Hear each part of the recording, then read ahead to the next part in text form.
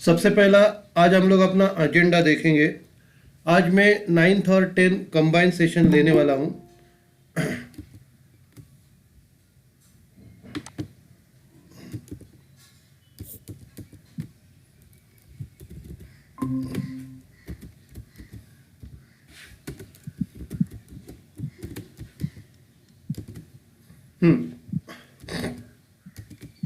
तो आज मैं 9th और 10th कंबाइन लेने वाला हूँ। तो उसमें सबसे पहला आपका टेस्ट होगा। फिर मैं 9th का और 10th का जो थ्योरी पढ़ाना है वो दोनों एक साथ लूँगा। फिर थोड़ा ब्रेक रहेगा और ब्रेक लेने के बाद फिर दोनों का एग्ज़ाम रहेगा। ऐसा अपना अपना आज का शेड्यूल है। तो सबसे पहले हम लोग क्या करते हैं, कल जो सिखाया उसका सबसे पहला टेस्ट चालू करते हैं। सबको best of luck.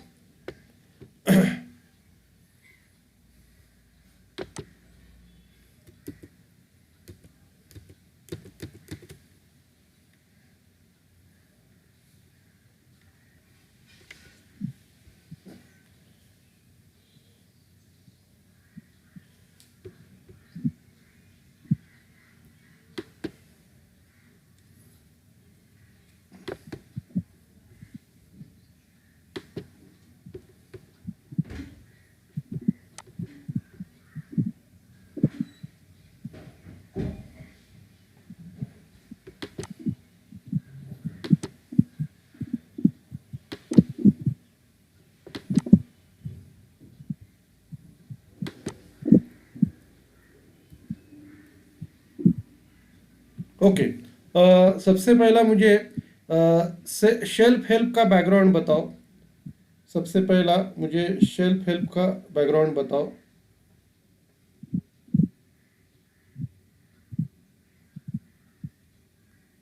Self help का बैकग्राउंड पढ़ाई किया क्या? यस।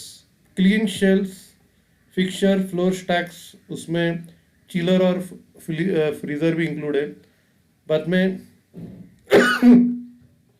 जिसमें क्या है, अपने को प्रोडक्ट्स क्लीन रखने हैं ताकि वो सेल कर सके। ओके। तो सेलेबल कंडीशन मेंटेन करने के लिए अपने को क्या केयर लेना है? सेलेबल कंडीशन मेंटेन करने के लिए अपने को क्या केयर लेना है?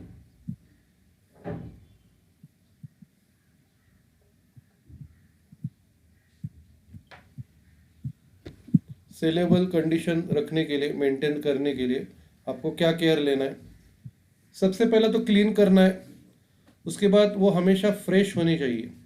उसके बाद एक्सपायरी डेट उसकी एक्सपायर नहीं होनी चाहिए, डैमेज नहीं होनी चाहिए, इन्फेस्टेड या फंगस इन्फेक्टेड नहीं होनी चाहिए। तो ये सब केयर लेना है। अभी शेल्फ हेल्प का मीनिंग बताओ मुझे। शेल्फ हेल्प का मीनिंग, शेल्फ हेल्प मतलब क्या?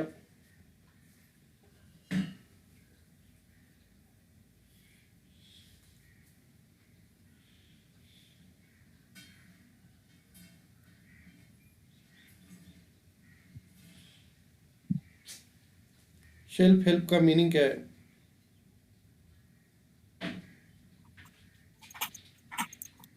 Yes, cleaning and general maintenance of shelves. और उसके बाद ये देखना कि प्रोडक्ट्स प्लानोग्राम के हिसाब से रखे गए कि नहीं रखे गए, और डेट ऑफ रोटेशन। फिर आपको शेल्फ और स्टैक्स चेक करने और उसका क्लीनिंग करना है। ओके। प्रोसीजर क्या है? शेल्फ हेल्प का प्रोसीजर क्या है? शेल्फ हेल्प का प्रोसीजर क्या है? एम्प्टी शेल्फ बराबर है। उसके बाद शेल्फ एम्प्टी करने के बाद क्या करने का? नेक्स्ट स्टेप क्या है? फिर आपको क्लीन करना है। शेल्फ, पिक्चर्स, प्रोडक्ट, ये सब क्लीन करना है। उसका एक्सपायरी डेट चेक करना है, इन्फेस्टेड हो गया है, इन्फेक्टेड हो गया है, वो सब चेक करना है। फिर वो प्लानोग्राम के हिसाब से है कि नहीं चेक करना है। फिर आपको रिफ़िल करना है। क्लीन होने के बाद फिर से प्रोडक्ट्स को जगह पे रख देना है। ठीक है। उसके बाद टॉप टॉप मैनेजमेंट का प्रोसीजर बताओ। टॉप टॉप मैनेजमेंट का।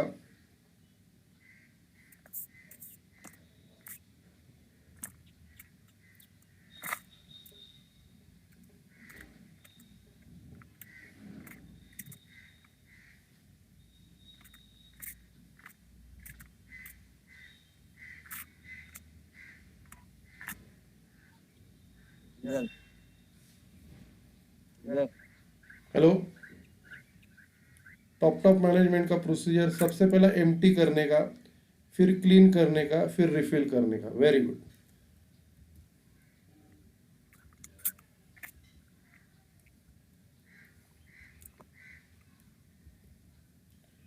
फिर बेस को कैसे क्लीन करने का, बेस या फ्लोर स्टैक को कैसे क्लीन करने का।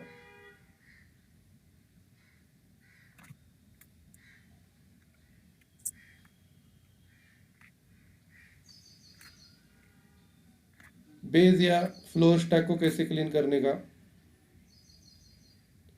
सबसे पहला आपको प्लानिंग करने का है कि 100% वो क्लीन कैसे होगा, ये प्लानिंग करना है। और वो स्टैंडर्ड ऑपरेटिंग प्रोसीजर के हिसाब से क्लीनिंग होना चाहिए उसका। उसके लिए आपको मैन पावर एलोकेट करना है, जिससे कि हम लोग बे फिक्चर फ्लोर स्टैक क्लीन कर पाए। टॉप का मतलब क्या होता है? टॉप का मतलब क्या है?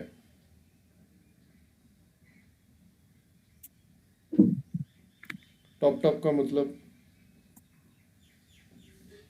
कितने बार बोला है? टॉप मतलब top most shell. Top most shell जो जिसमें प्रोडक्ट प्लानोग्राम में उसके बारे में कुछ लिखा नहीं रहता। We does not have planogram. और हम लोग क्या करते हैं, स्पॉट फिलिंग के लिए उसका यूज़ करते हैं। अगर कोई शेल्फ में माल खाली होता है तो हम लोग क्या करते हैं, उधर से फिलिंग करते हैं, spot filling. Okay. Top at store कब करना चाहिए? टॉप एट स्टोर कब करना चाहिए?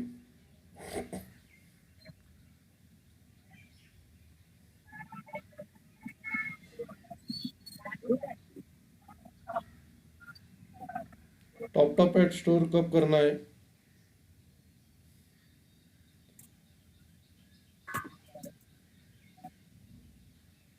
आपको, हाँ, हर मंडे और फ्राइडे को करना चाहिए।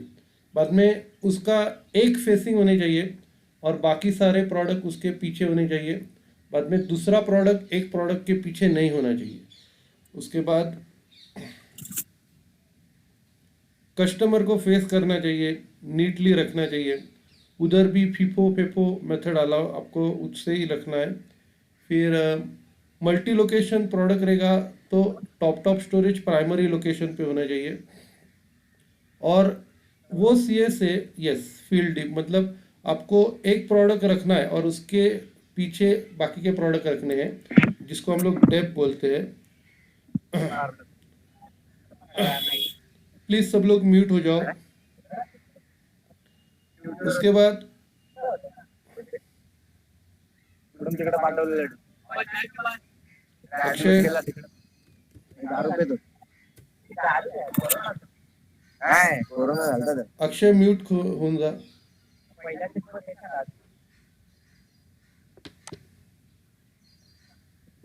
अक्षय म्यूट कर स्वतःला। हा सर म्यूट कर, आवाज येतोय डिस्टर्ब। काय सर म्यूट कर, स्पीकर चालू आहे तुझा। थँक्यू।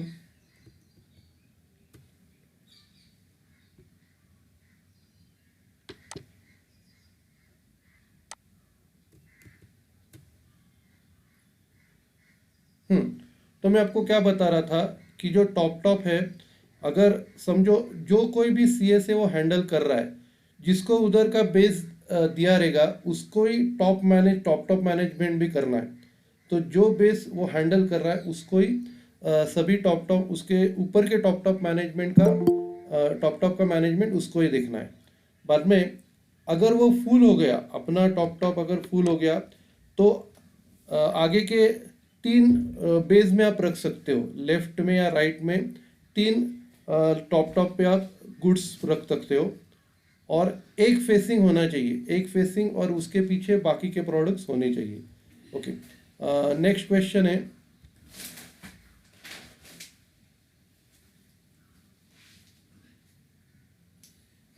उसका केयर कैसा लेना चाहिए? टॉप का केयर कैसा लेना चाहिए?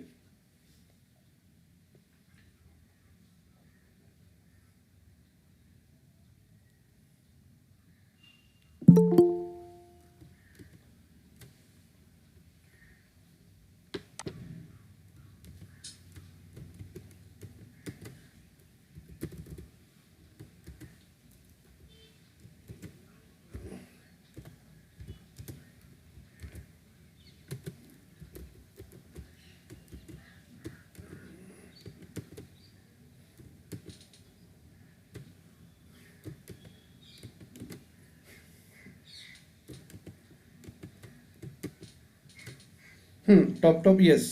टॉप टॉप का care, full carton can be display, yes, पूरा के पूरे कार्टून रख सकते हैं, लेकिन ओवरवेट नहीं होना चाहिए। ओवरवेट होगा तो वो बेंड हो जाएगा टॉप टॉप। लेबल उसके ऊपर लगानी चाहिए कि ओवरलोड नहीं करना है, और अगर ज़्यादा स्टॉक हो रहा है तो उसको बैक ऑफ हाउस पे रखना है। ओके। बाद में गोंडोला के बारे में बताओ। गोंडोला की हाइट कितनी होनी चाहिए? गोंडोला की हाइट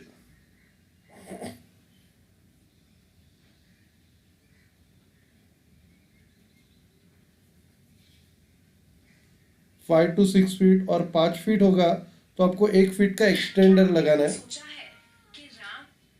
1 फीट का एक्सटेंडर लगाना है, और अगर वो आपको टाइम पे नहीं मिल रहा है तो मैनेजर को आपको बताना है फॉलो अप और एक्शन के लिए। ओके। बाद में वॉल रैक की हाइट कितनी होनी चाहिए? वॉल रैक की हाइट कितनी होनी चाहिए?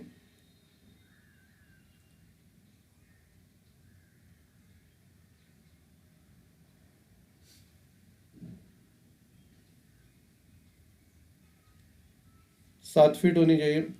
और वॉल रैक का पोजीशन कैसे होना चाहिए?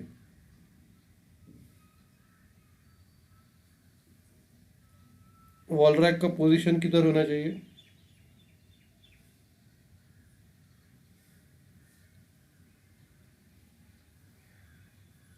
वॉल रैक बोल्टेड होना चाहिए, दीवार पे ऊपर बोल्टेड होना चाहिए। अगर वो बोल्टेड नहीं होगा तो आपको क्लस्टर मैनेजर को बताना है फॉलो अप और एक्शन के लिए। Okay, bolted to the wall, yes, बराबर है।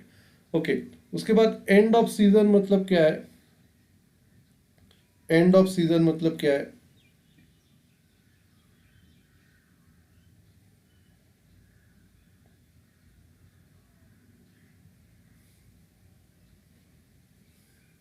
एंड ऑफ सीजन मतलब जब पर्टिकुलर सीजन खत्म होता है। फॉर एग्जांपल, अभी स्वेटर वगैरह प्रोडक्ट्स आपके विंटर सीजन में बेचे जाते हैं, तो विंटर सीजन खत्म हो गया मतलब एंड ऑफ सीजन।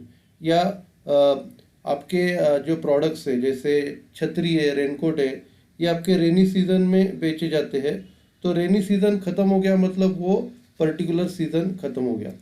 बाद में बेस्ट भी, यस, एंड ऑफ पीरियड, बराबर है। बेस्ट बिफोर डेट मतलब क्या? Best before date,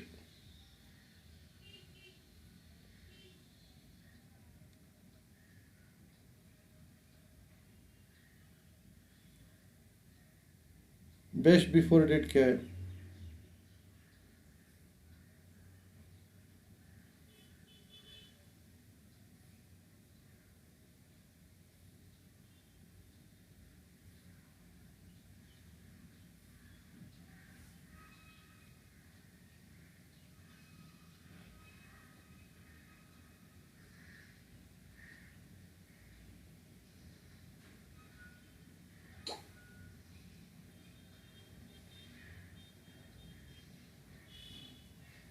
best before date मतलब क्या?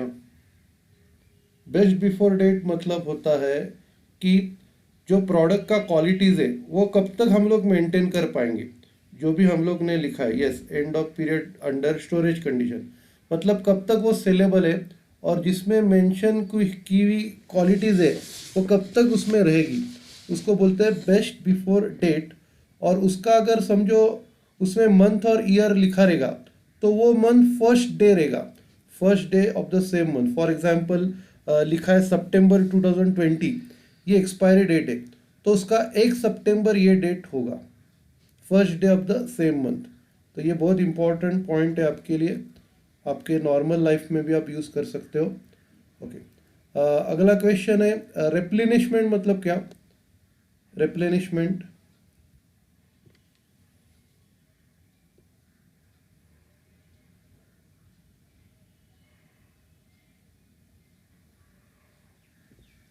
रिप्लेनिशमेंट मतलब क्या है?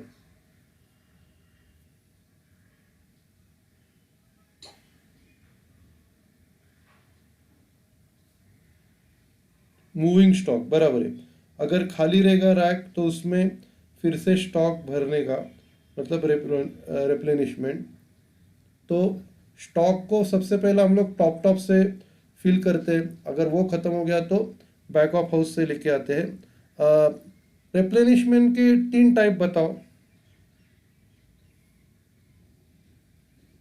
रिप्लेनिशमेंट के 3 टाइप बताओ।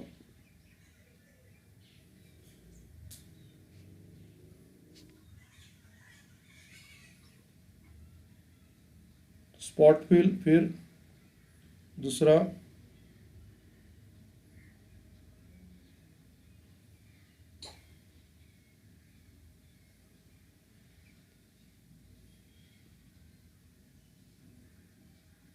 स्पॉट फिल के बाद है अगला freshly arrived stock.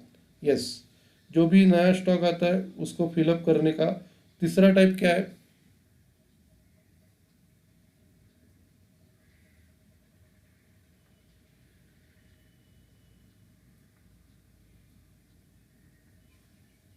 BOH. Yes, BOH से माल लाने का कंटिन्यूस बेसिस पे मंडे और फ्राइडे के बीच में। ओके। अच्छा, मुझे सीक्वेंस बताओ। रिप्लेनिशमेंट का सीक्वेंस बताओ मुझे, कैसे आपको फिल करना है। सबसे पहले किधर से फिल करना है?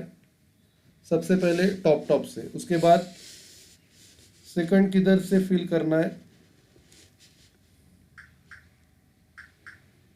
बीओएच। बीओएच के बाद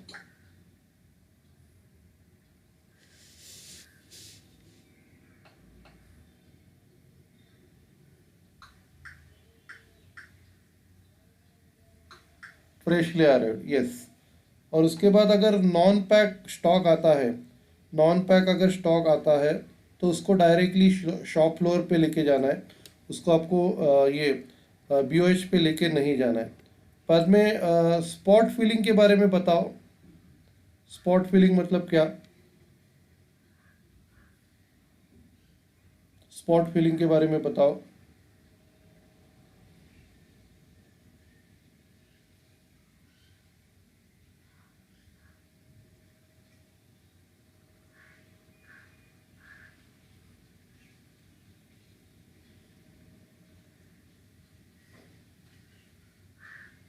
स्पॉट फिलिंग का मतलब यस, फिलिंग गैप्स।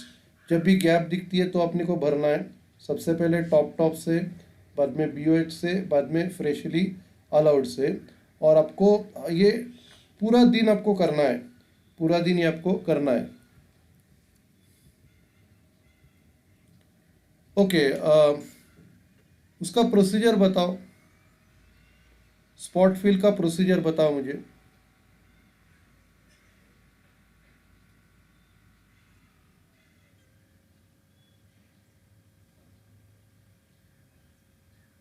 प्रोसीजर। सबसे पहला गैप कौन से शेल्फ में है ये आपको आइडेंटिफाई करना है। यस, उसके बाद आपको सबसे पहला एसकेयू से गुड्स को लेना है, और फिर एसकेयू ख़त्म होने के बाद बीओएच से गुड्स को लेके आना है, और उसको आपको शेल्फ पे रखना है सबसे पहले। और अगर ज़्यादा हो गया तो आपको टॉप टॉप पे ऊपर रखना है, फीफो फीफो के हिसाब से। बाद में और भी बचेगा तो आपको जो कार्टून रहेगा उस पर गुड्स डालने हैं वापस, और फिर उस पर यस पैकिंग स्लिप लगानी है, उसके ऊपर लिखना है कितना स्टॉक बाकी है। और बाद में उस कार्टून को फिर से बीओएच को लेके जाना है, और उसको पर्टिकुलर कैटेगरी में रखना है, जिससे जिस कैटेगरी को बिलोंग करता है उस कैटेगरी में आपको उसको वापस रखना है। ओके। बाद में नया जो स्टॉक आता है उसका कैसा रिप्लेनिशमेंट करना है? नया स्टॉक का रिप्लेनिशमेंट कैसे करना है?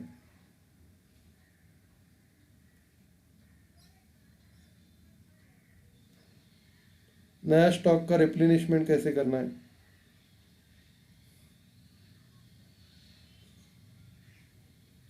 Yes, receive stock of SQ सबसे पहले रिसीव करना है। बाद में कंप्लीट जीआरएन। जीआरएन मतलब गुड्स रिसीव्ड नंबर। तो गुड्स रिसीव नंबर डालना है आपको कंप्यूटर में। उसके बाद जीआरएन होने के बाद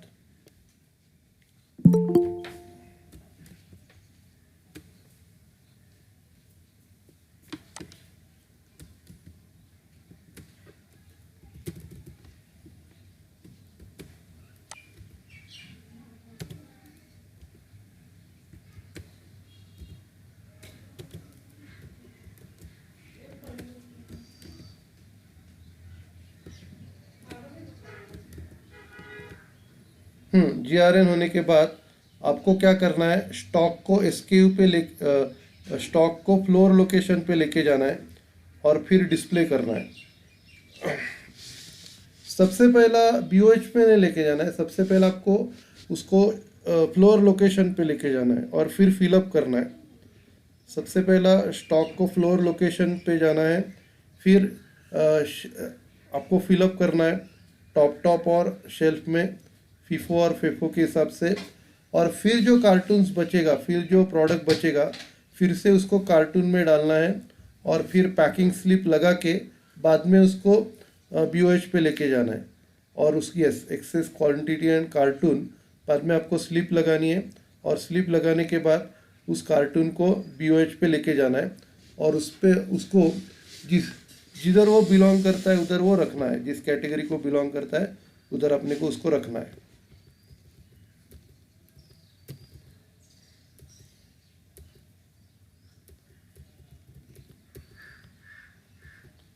ओके, श्रिंकेज का मतलब क्या रहता है? श्रिंकेज का मतलब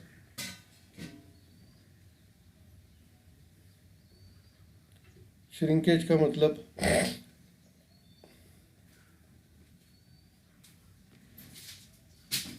यस, प्रोसेस फेलियर, बराबर है। क्योंकि श्रिंकेज का मतलब है लॉस जिसका रीज़न अपने को मालूम नहीं है।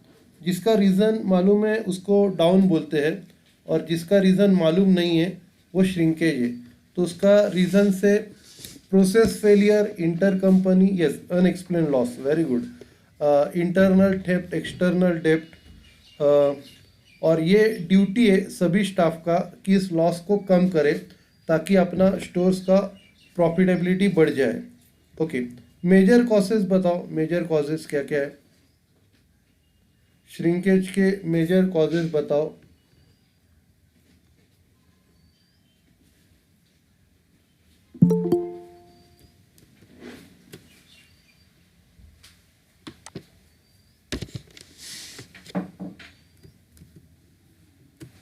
श्रिंकेज के मेजर कॉजेज बताओ। कस्टमर टिप बराबर है, कस्टमर टिप, आगे वेंडर टिप, उसके बाद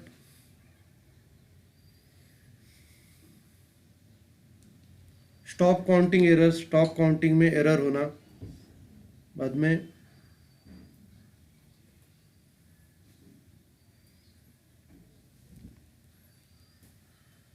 उसके बाद एडमिनिस्ट्रेटिव एरर से एंट्री करते टाइम एरर होना, शॉर्ट डिलीवरी, बराबर है। उसके बाद स्वीट हार्टिंग, चोरी करके अपने नज़दीक के रिश्तेदारों और फ्रेंड्स को देना।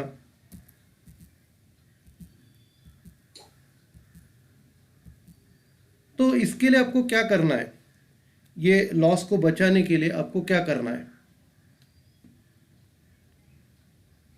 कौन सी चीज़ें रहती है जो इससे आपको सेव कर सकती है? कौन सी चीज़ें जो आपको लॉस से बचा सकती है? सबसे पहला अलार्म, फायर अलार्म या CCTV चेक या सर्विलेंस एंटीना, ये चीज़ें आपको लॉस से बचा सकती है।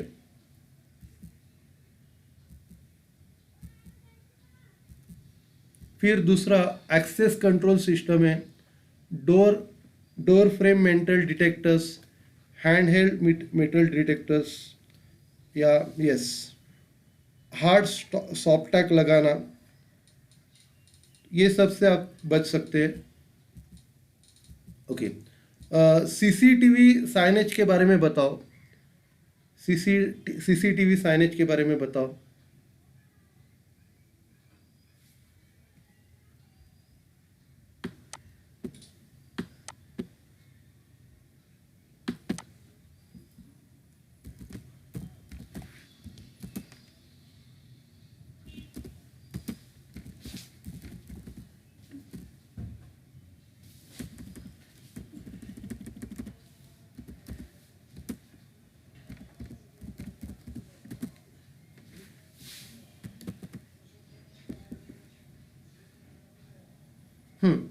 तो CCTV के बारे में, डिस्प्लेड फॉर एवरी 3 बैग्स, मतलब 3 बेस के लिए एक CCTV साइनेज होना चाहिए। मल्टीपल लोकेशंस पे आपको साइनेज प्लेस करना है। हाई श्रिंक बे, जिधर कॉस्टली आइटम्स रखे हैं उधर साइनेज आपका होना चाहिए। बाद में आपको उसका कंडीशन देखना है सीसीटीवी साइनेज का। अगर वो किधर फटा रहेगा तो उसका नया प्रिंट आउट निकाल के आपको दिखाना है।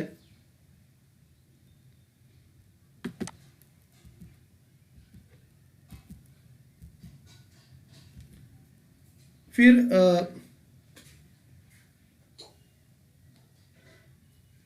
फिजिकल सिक्योरिटी के बारे में बताओ। फिजिकल सिक्योरिटी के बारे में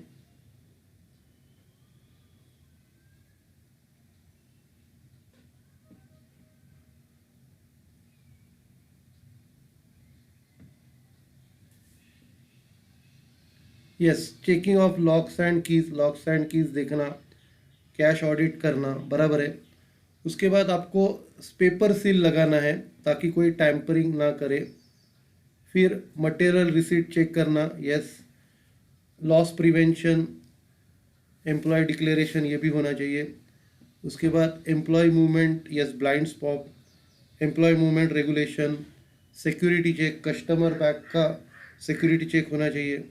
फिर return to vendor terms and condition उनको फॉलो करना है। Blind spot surveillance, cash audit, तो ये सब फिजिकल सिक्योरिटी एस्पेक्ट है।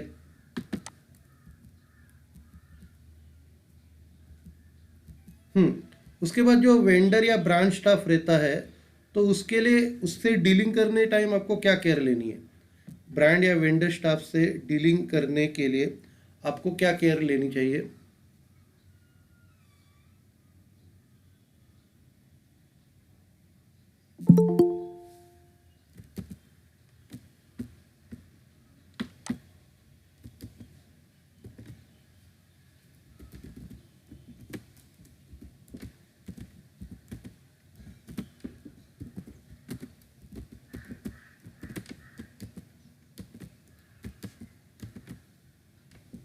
यस, ट्रीटेड लाइक आरआर, मतलब रिलायंस रिटेल के स्टाफ की तरह उनको ट्रीट करना है।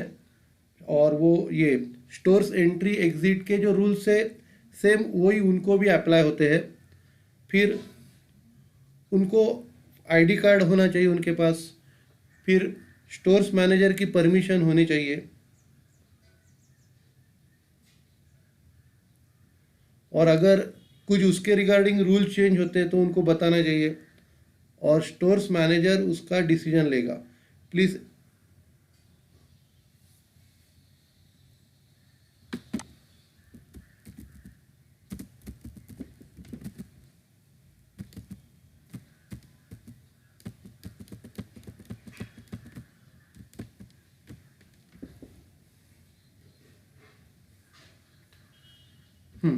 तो उनका जो डिसीजन लेता है तो उसके लिए फाइनल डिसीजन स्टोर्स मैनेजर उसके लिए रिस्पॉन्सिबल होगा। ओके, शॉप लिफ्टिंग के लिए आपको क्या क्या मेजर्स लेने हैं।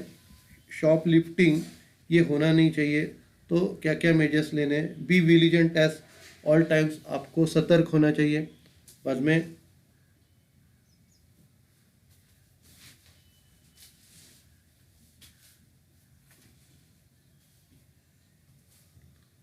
उसके बाद अगर कोई सस्पिशियस कस्टमर दिखाई दे तो आपको उसको फॉलोअप करना चाहिए।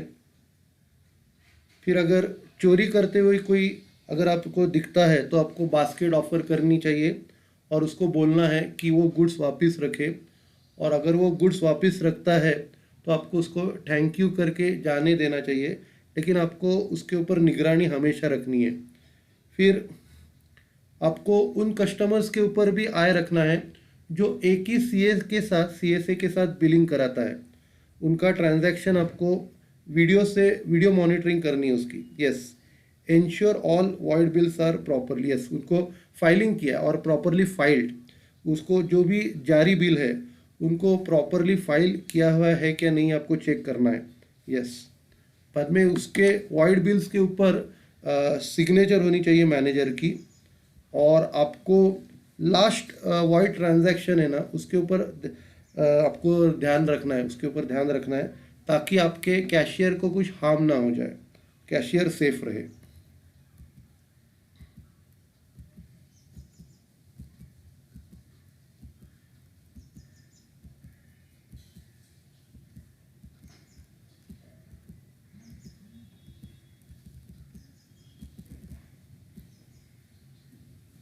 ओके, फिजिकल इन्वेंट्री के बारे में बताओ। फिजिकल इन्वेंट्री के बारे में, फिजिकल इन्वेंट्री मतलब क्या?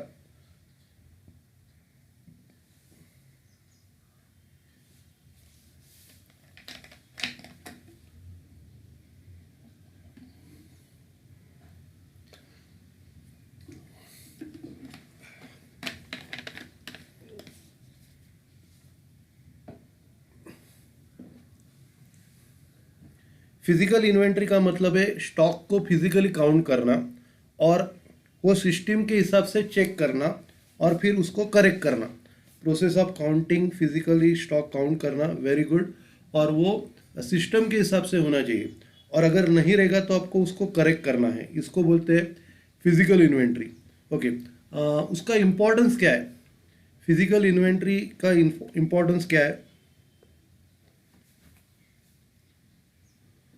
उसका जो इम्पोर्टेंस है कि आपको देखना कि SKU अवेलेबल है कि नहीं, प्रॉपर जो जितने प्रोडक्ट है वो आपके पास अवेलेबल है कि नहीं।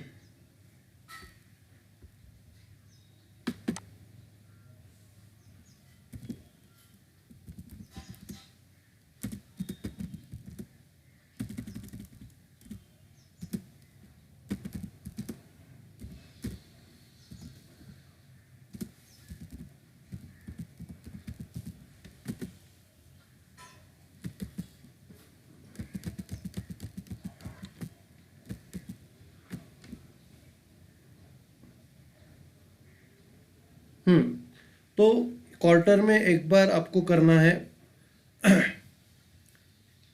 और उससे क्या होता है, अपने को समझ में आता है कि प्रॉपर SKU अवेलेबल है कि नहीं, उसका डिमांड के हिसाब से उसका सप्लाई हो रहा है कि नहीं, ये आपको समझ में आता है। फिर स्टोर्स के सेल्स बढ़ाने को अपने को हेल्प मिलता है, सेल्स बढ़ा सकते हैं। बाद में श्रिंक डंप, इससे बच सकते हैं, एक्यूरेसी लेके आ सकते हैं स्टॉक के मेंटेनेंस पे। फिर आपको कौन उसका प्रोसीजर क्या है, फिजिकल इन्वेंट्री का प्रोसीजर क्या है?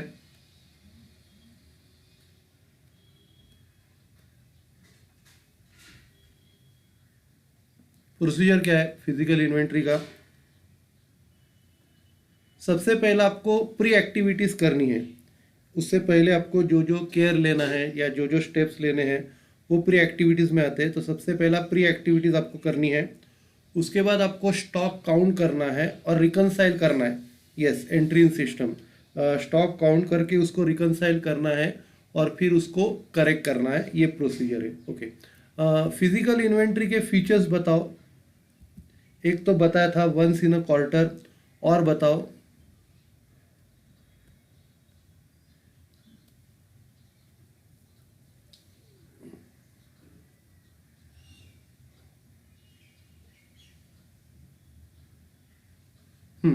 तो सबसे पहला उसका जो शेड्यूल है वो HO से आता है अपने को। यस, बराबर है।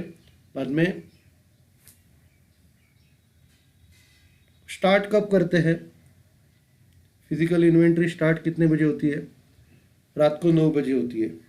Please check, yes, check list अपने को चेक करनी है। 9 बजे स्टार्ट होता है रात को, और सीनियर स्टाफ प्रेजेंट होना चाहिए। नो लेडीज़, यस, लेडीज़ को नहीं रखना है अपने को 9 बजे के बाद। 9 बजे चालू होता है और सुबह 6 बजे के पहले ख़त्म होना चाहिए। बाद में प्री एक्टिविटीज़ कितने दिन पहले चालू होती है? फिजिकल इन्वेंट्री की प्री एक्टिविटीज़ कितने दिन पहले चालू हो जाती है? 7 दिन पहले। 7 दिन पहले प्री एक्टिविटी चालू हो जाती है। तो अपने को क्या करना है, करेक्ट PI लेना है ताकि क्या हो सके, रिप्लेनिशमेंट आपका बराबर हो, आपका रॉन्ग इन्वेंट्री अकाउंटिंग नहीं होना चाहिए, लॉसेस कम होगा। तो आपका करेक्ट फिजिकल इन्वेंट्री हमेशा होना चाहिए, क्योंकि वो सब अगर गलत होगा तो मैनेजर उसके लिए रिस्पॉन्सिबल रहेगा। तो वो करने के लिए आपको क्या करना है, सबसे पहला चेकलिस्ट बनानी है। चेकलिस्ट बना के उसको पीआई टीम को देना है।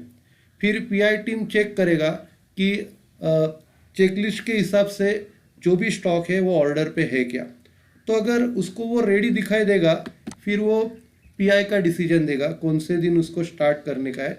ये डिसीजन पीआई का टीम लीडर लेगा। और आपको ये भी देखना है ये स्प्रिंटर्स रेडी है क्या, और जो भी प्लानिंग किया है उसके हिसाब से 100% स्टॉक काउंट होना चाहिए। फिर लेटेस्ट कॉपी प्लानोग्राम का हर एक के पास होना चाहिए। फिर आपको कुछ फिजिकल मूवमेंट नहीं होना चाहिए, मतलब समझो बीओएच से स्टोर्स को या स्टोर्स से बीओएच को एक बार काउंटिंग हो गया तो फिजिकल मूवमेंट स्टॉप होना चाहिए। ओके, उसके बाद प्री एक्टिविटीज़ क्या क्या है। सबसे पहला मैन पावर प्लानिंग करना चाहिए। सबसे पहला मैन पावर प्लानिंग करना चाहिए। फिर आपको डिस्ट्रीब्यूशन सेंटर को बताना है कि आफ्टरनून या इवनिंग में कुछ आपका माल डिलीवरी नहीं होना चाहिए। बाद में जिसके बाद सिस्टम के राइट से, कंप्यूटर सिस्टम के जो राइट से, वो सभी आदमी प्रेजेंट होने चाहिए। सभी आदमी उस टाइम प्रेजेंट होने चाहिए। फिर जो जो डॉक्यूमेंट्स आपको लगते हैं वो आपको कंप्यूटर से निकालने हैं। और फिर आपको देखना है कंप्यूटर और प्रिंटर बराबर चल रहे कि नहीं चल रहे। आपको फिर स्टेशनरी अरेंज करनी है, जो भी स्टेशनरी लगती है वो अरेंज करनी है। फिर आपको देखना है कि स्टॉक प्लानोग्राम के हिसाब से शेल्फ पे रखा है क्या नहीं रखा है। फिर आपको टॉप चेक करना है। फिर बराबर ग्रुपिंग हुआ है क्या नहीं हुआ है ये चेक करना है। फिर आपको क्या करना है, जो भी रिटर्न डॉक्यूमेंट्स है वो आपको चेक करने हैं। जो भी रिटर्न डॉक्यूमेंट्स आपको चेक करने हैं। उसके बाद समझो सीएसडी और पीओएस एरिया में कुछ रखा रहेगा तो आपको क्लीन करना है। सीएसडी कस्टमर सर्विस डेस्क और पीओएस में कुछ भी गुड्स रखा नहीं होना चाहिए। फिर उसके बाद एक बार उसके डॉक्यूमेंट्स निकालने के बाद वो डॉक्यूमेंट्स आपको बंद करने हैं। ओके, तो अपने यहाँ चक्रवर्ती सर मौजूद है तो वो आपसे कुछ बातें कहेंगे। Over to Chakravarti sir. Chakravarti sir, आप कुछ गाइडेंस देना चाहेंगे स्टूडेंट्स लोगों को?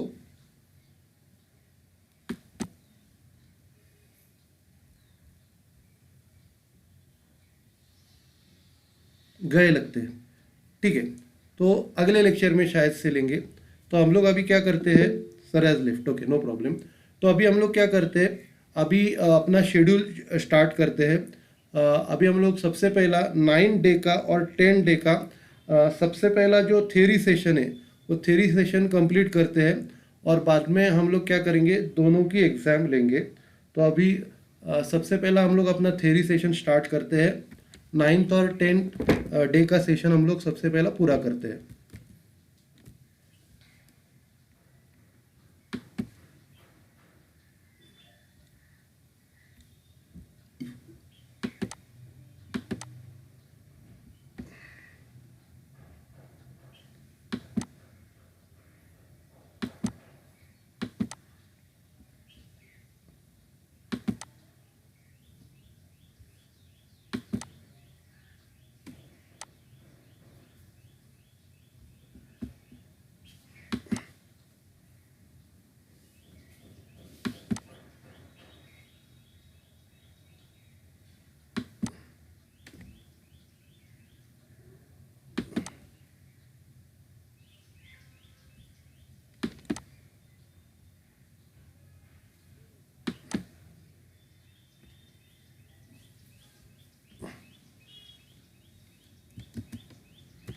ओके, मैं आपसे शेयर कर रहा है, सबको स्क्रीन दिख रहा है क्या?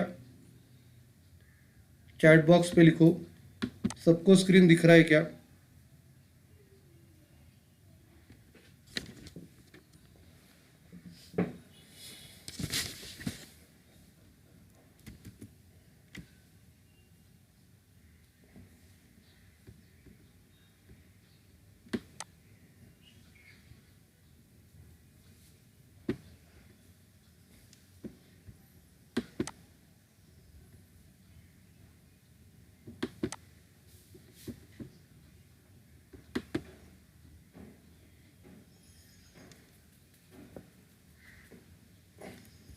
मैंने आपको नोट्स भी भेजा है।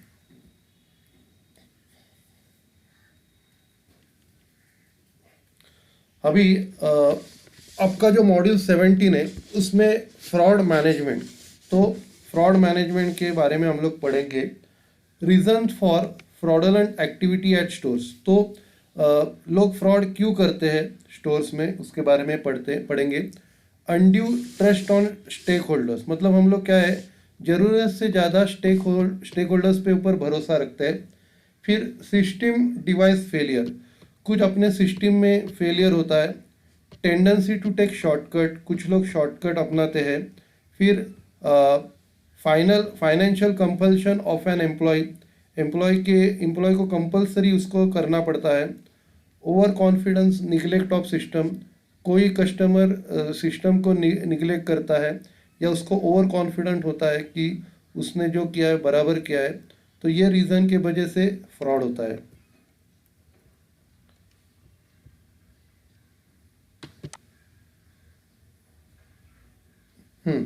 तो अगला है कि फ्रॉड से कैसे बचे।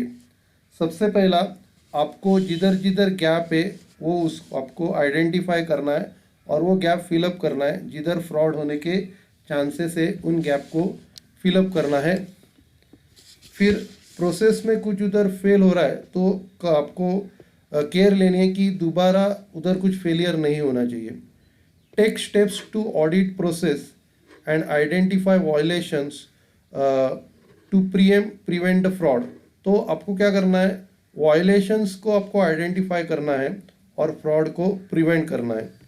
Ensure all systems and devices are functioning at all times, जो भी सिस्टम है, जो भी डिवाइसेस है वो काम कर रहे कि नहीं करने, ये चेक करना है। फिर जीरो टॉलरेंस टू फ्रॉडस्टर्स, जो भी फ्रॉड कर रहे हैं उनका कुछ टॉलरेट नहीं करना है। फ्रॉड होता है तो उनका कुछ आपको प्रॉपर उनको जस्टिस देना है, जो भी फ्रॉड कर रहे हैं उनका।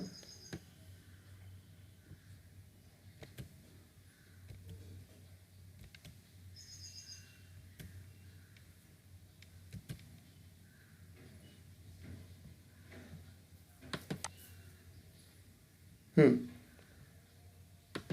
उसके बाद किधर किधर फ्रॉड होने का चांसेस होता है, तो सबसे पहला कैश सेफ रूम, फिर POS transaction, credit note issue and redemption, मतलब आपको कूपन दिए जाएंगे, कूपन के बदले में गुड्स आपको मिलेंगे, तो उधर है। फिर आर्टिकल एक्सचेंज रिप्लेसमेंट, अगर गुड्स चेंज करने आते हो, प्रमोशनल स्कील में, daily cash collection, banking of cash, cash को आप लोग बैंक में डाल रहे हो तभी, या होम डिलीवरी करते time, direct stores delivery receipts, उसमें फ्रॉड हो सकता है। फिर staff attendance, dump disposal and garbage clearance, diesel purchase, card swiping, staff attendance, तो उसमें फ्रॉड होने का चांसेस है। बाद में credit note issue and redemption, उसके बारे में पढ़ेंगे। Credit notes are issued against item return, तो जब भी कोई कस्टमर अपने को आइटम रिटर्न करता है तब हम लोग उसको क्रेडिट नोट देते हैं। Ensures detail filed in credit note inward register eight customer service desk, तो जो भी क्रेडिट नोट पे लिखा है वो आपको इनवर्ड रजिस्टर में लिखना है। Item is written at CSD along with the original bill and inward gate pass, तो जो आइटम हम लोग वापस ले रहे वो ओरिजिनल बिल और इनवर्ड गेट पास के साथ आपको रिटर्न लेना है। LPO will audit the credit note issued with the refund report daily, तो उसका जो ऑडिट है वो LPO करेगा और उसके साथ रिफंड रिपोर्ट डेली वो भी ऑडिट करेगा।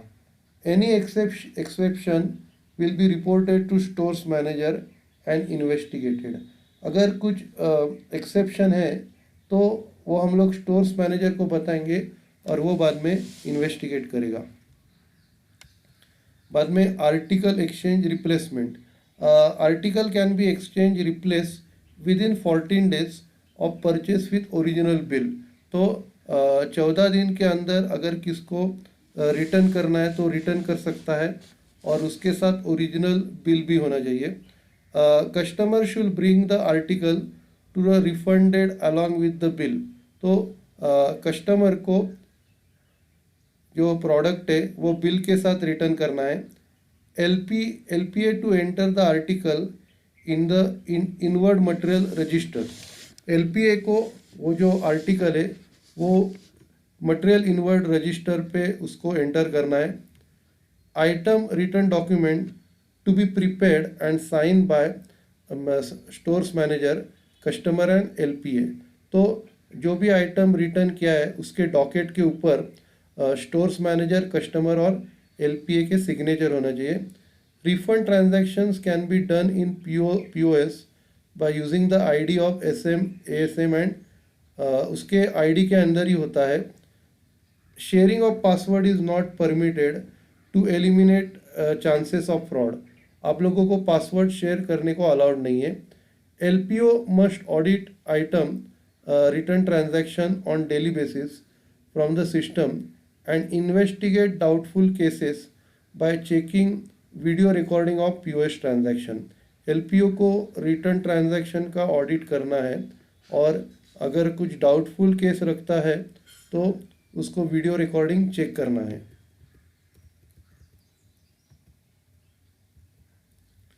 फिर डेली सेल्स कैश कलेक्शन, जो हर दिन का कैश कलेक्शन होता है उसके रिगार्डिंग।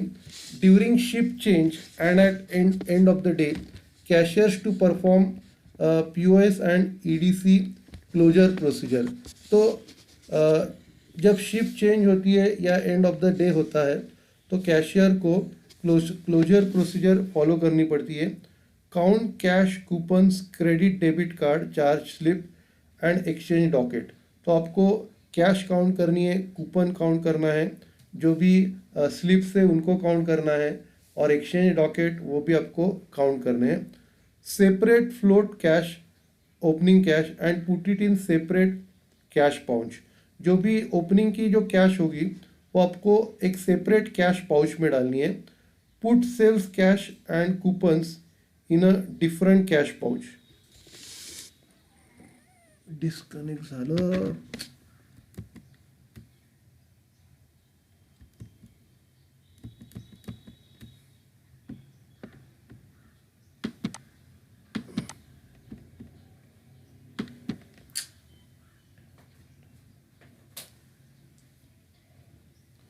नेट आहे?